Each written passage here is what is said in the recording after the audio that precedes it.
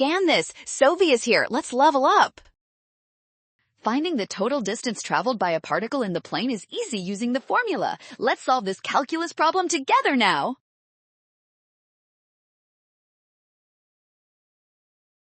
First, we need to identify the speed of the particle. Speed is the magnitude of the velocity vector, which we find by taking the square root of the squared components added together.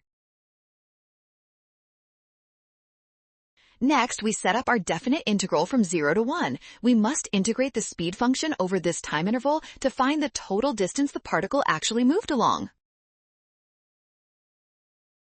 Finally, we evaluate this integral using a calculator. The result is approximately 2.226, which matches our second option. You really nailed this.